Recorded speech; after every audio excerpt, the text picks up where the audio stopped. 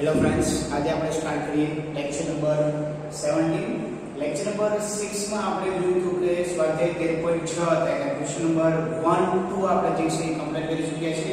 આજે આપણે સ્ટાર્ટ કરીએ ક્વેશ્ચન નંબર 3। જોઈએ છે તમને ક્વેશ્ચન નંબર 3 તમને શું કહેવા માંગે છે। ચલો રકમ જોઈએ આપણે તો કે એક ઠંડુ પીણું બે પાત્રમાં મળે છે, એટલે કે જે ઠંડુ પીણું છે જે આપણે છે સોડા છે અથવા કોઈ પણ શરબત જે છે એ ઠંડુ પીણું જે છે તમને બે પાત્રમાં મળે છે। ક્યાં ક્યાં પાત્ર છે તમને આપેલા છે તો કે જેની લંબાઈ 5 સેમી, પહોળાઈ 4 સેમી અને ઊંચાઈ 15 સેમી હોય તેવું લંબચોરસ પાયાવાળું પાત્ર છે। એટલે કે જેની લંબાઈ, પહોળાઈ, ઊંચાઈ આપેલી, ધેટ મીન્સ કે ઈમાં જે મારું પાત્ર જે છે કેવું થઈ ગયું, લંબન થઈ ગયું। હવે તમને આપેલું છે એક બીજો ક્વેશ્ચન, એમાં તમને કીધેલું છે કે જેના વર્તુળાકાર પાયાઓ 7 સેમી અને ઊંચાઈ 10 સેમી હોય એવું પ્લાસ્ટિકનું નળાકાર પાત્ર છે। તો કયા પાત્રની ક્ષમતા વધુ છે અને કેવી? ધેટ મીન્સ કે તમને ક્ષમતા મેળવવાની કીધી, ક્ષમતા એટલે શું છે તેનું ઘનફળ। ઘનફળ કીધું, હવે બે પાત્ર છે, એક તો લંબન અને નળાકાર છે, બંનેનું ઘનફળ આપણે એક્સરસાઇઝ 13.1 જે હતી એમાં આપણે જોયું કે ભાઈ કયા પદાર્થનું પાર્શ્વ પૃષ્ઠબળ અથવા કુલ પૃષ્ઠબળ લંબન અને સમઘનની કમ્પેરિઝન કરી હતી।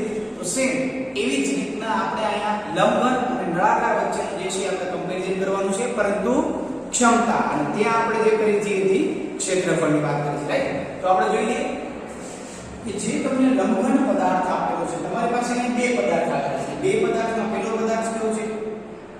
લંબઘન, કે જેની લંબાઈ જે છે 5 સેન્ટીમીટર છે, પહોળાઈ જે છે 4 સેન્ટીમીટર છે અને ઊંચાઈ જે છે કેટલી છે 15 સેન્ટીમીટર। એક વખત ચેક કરી લઈએ,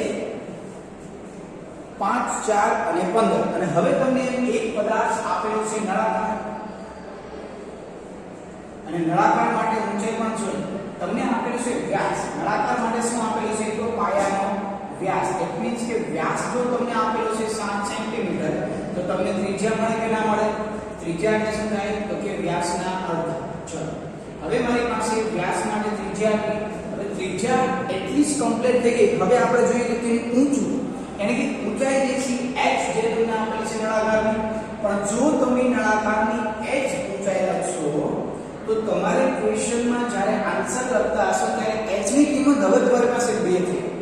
એક તો લંબઘન માટે પણ h 15 આપેલો છે, નળાકાર માટે પણ h આપેલો છે। તો જો કન્ફ્યુઝન ના થાય h માટે, કેમ કે બંનેના નોટેશન કેવા છે સેમ, તો એટલા માટે આપણે શું કરી નાખીએ ઈ h ને આપણે કેપિટલ h નામ આપીએ, રાઈટ। તો આ જે નળાકાર માટેનો જે h જે છે એને આપણે નામ આપી દઈએ છીએ કેપિટલ h, અને ઈ તમને આપેલો છે 10 સેન્ટીમીટર। ચલો એક વખત ચેક કરી લઈએ, વ્યાસ 7 સેન્ટીમીટર અને ઊંચાઈ જે છે એની 10 સેન્ટીમીટર। ચલો બધું જ કમ્પ્લીટ આપણે પાસે રો મટીરીયલ તૈયાર થઈ ગયું। લંબાઈ, નંબર, પહોળાઈ, ઊંચાઈ આપેલી છે, નળાકારની કિલો આપેલો છે, ત્રિજ્યા અને વ્યાસ આપેલો છે, સોરી ત્રિજ્યા અને ઊંચાઈ આપેલી છે।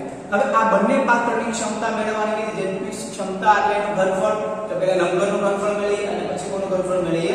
નળાકાર। ચલો તો ફટાફટ જોઈ લઈએ આપણે।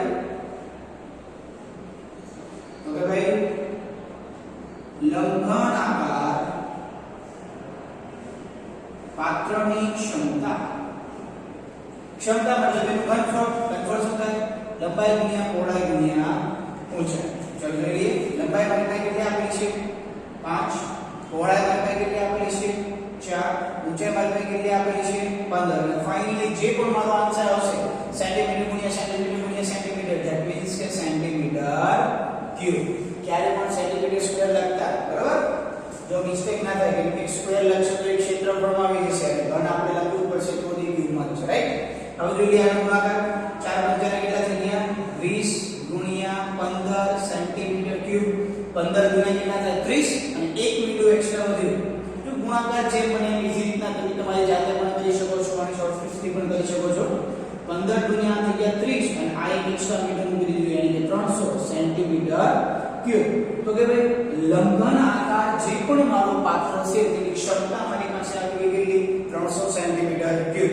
હવે આપણે બાકી કોઈ રહ્યું નળાકારનું, જોઈ લઈએ આપણે નળાકારનું।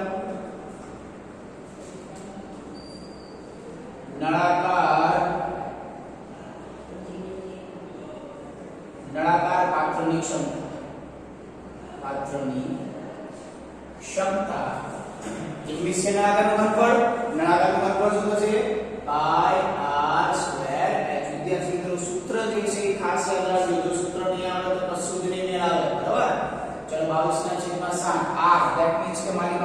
નળાકારનો r કેટલો છે 7/2 અને કેટલી વખત છે 2 વખત છે તો લખી નાખવાનું 7/2 ગુણ્યા 7/2 h મારી પાસે કેટલો છે 10.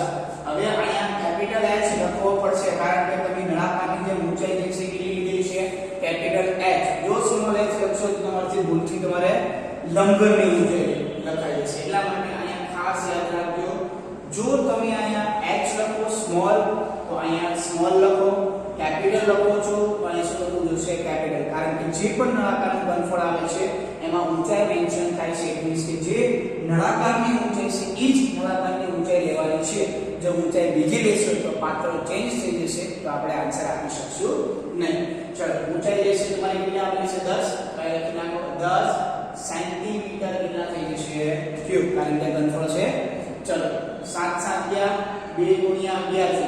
હવે બે ભાગ કરે છે 2 પંચા ને 10, તો તમારી પાસે ફાઇનલી આન્સર વધે છે 11 7 અને 5.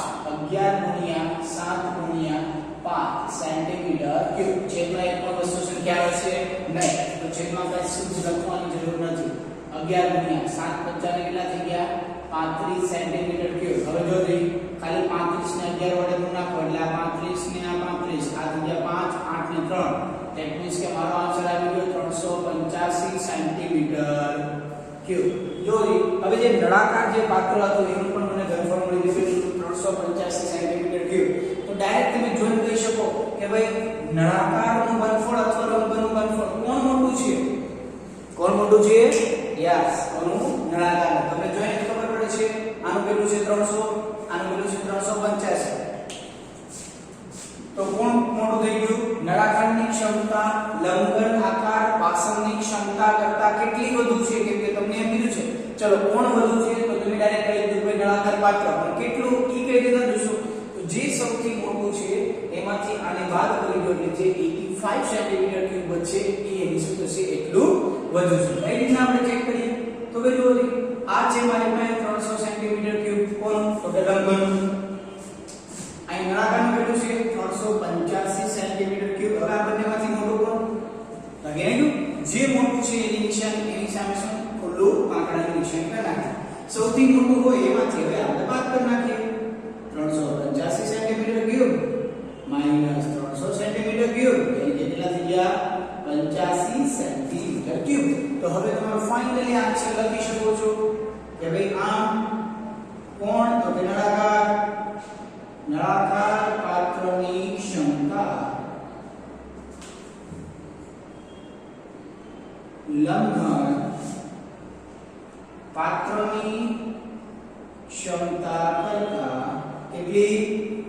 તો કે 85 સેન્ટીમીટર ક્યુબ જેટલી વધુ છે, અથવા 85 સેન્ટીમીટર ક્યુબ જેટલું વધુ છે. જે પણ તમે લખવું હોય તો લખી શકો છો. રાઈટ? ચલો ક્વેશ્ચન કાંઈ જ નથી. લંબઘનનું ઘનફળ મેળવી લીધું, નળાકારનું ઘનફળ મેળવી લીધું, બંને વચ્ચે કમ્પેર કરીને આન્સર આપી દીધો કે કોણ મોટું છે અને કોણ નહીં. ચલો વિડિયો એક વખત પોઝ કરી અને નોટ ડાઉન કરી લો.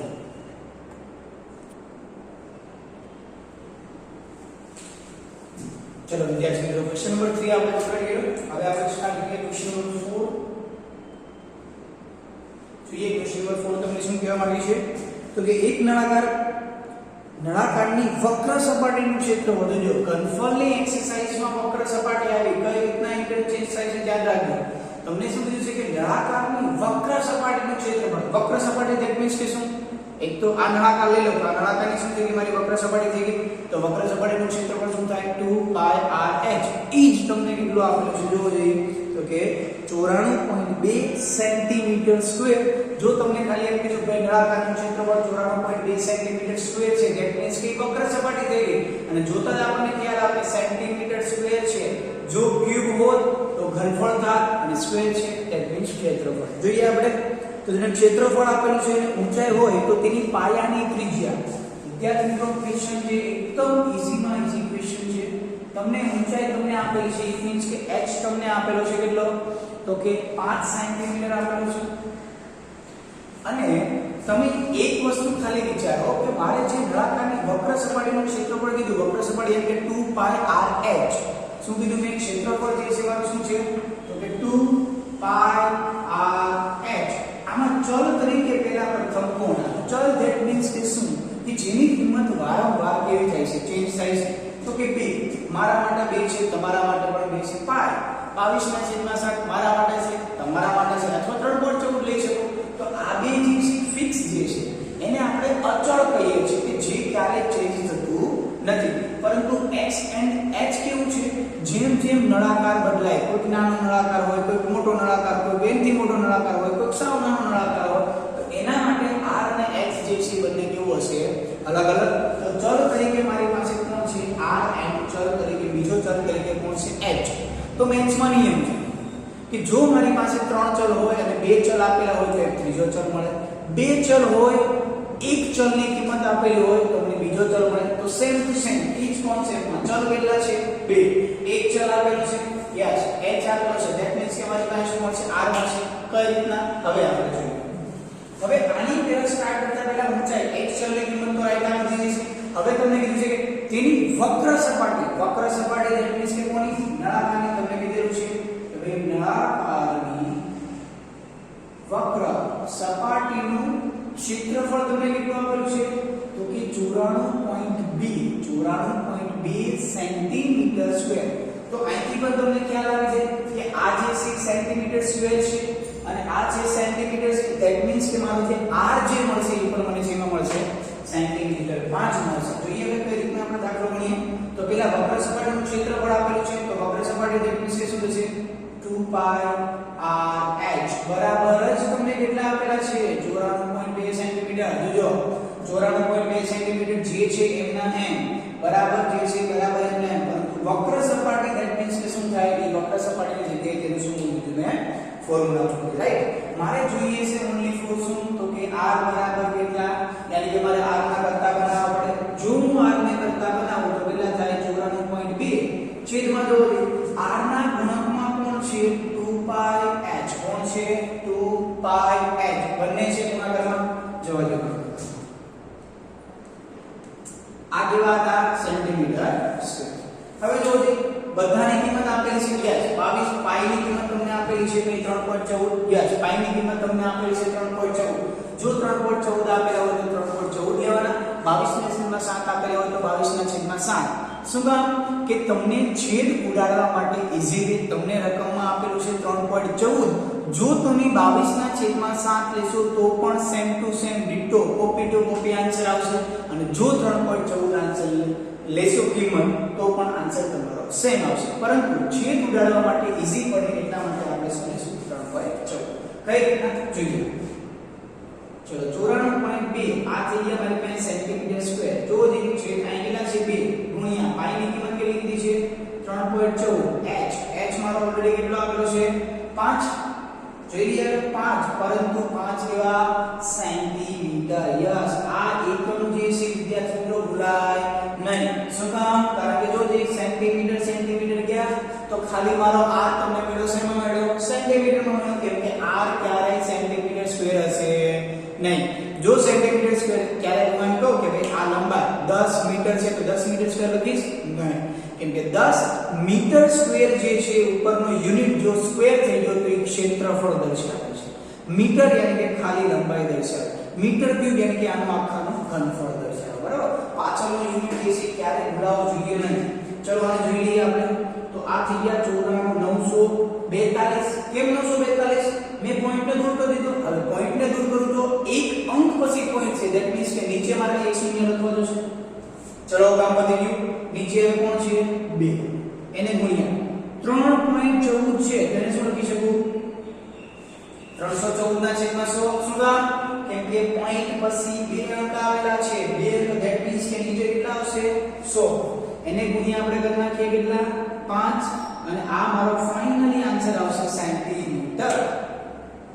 હવે જોજો વિદ્યાર્થી મિત્રો, આ છે મારી પાસે 10, આ છે મારી પાસે 2, આ છે મારી પાસે 5. જોજો 10 2 5 10, 10 આ બંનેનો આન્સર કેટલો આવ્યો, 10. એને ગુણ્યા 10 એટલે 100 થઈ ગયા. તો ટોટલી આ 100 છેદમાં છે. જો દાખલો જે છે ગમે તે રીતના તમે છેદ ઉડાડી શકો છો, મારી રીતના પણ ઉડાડો, તમે તમારી રીતના કરી શકો, તમે બીજી મેથડથી કઈ રીતના કરી શકો.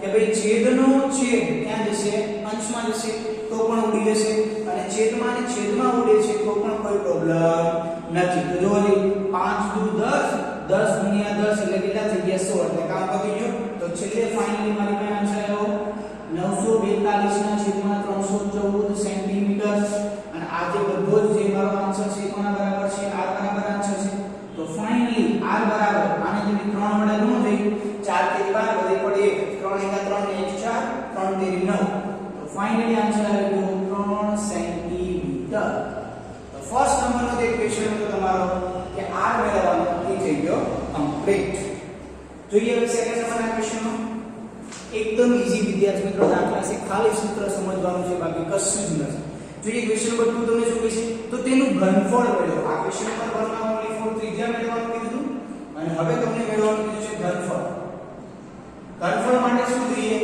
1/3 ના નળાકાર છે એટલે શું આવે πr²h હવે πr²h માટે મારી પાસે પહેલા r તો નહોતો એટલા માટે મેં પહેલા r મેળવ્યો હવે હું શું મેળવીશ ઘનફળ જો તમને એક્ઝામમાં r મેળવવાનું ના કે ડાયરેક્ટ તમને કે આપેલ ઊંચાઈ છે નળાકારની h તમને ઘનફળ મેળવવાનું કે તો તમારે r ક્યાંથી કાઢશો તો r વક્ર સપાટી ઉપરથી તમારે r મેળવવાનું થશે અને પછી તમારે શું મેળવવાનું થશે ઘનફળ ખ્યાલ આવ્યો વિદ્યાર્થી મિત્રો જો યાદ રે પ્રેક્ટિસ કરો એટલે બધું જ રહેશે ઓકે ચલો તમને મેળવવાનું છે નળાકારનું ઘનફળ મેળવી લઈએ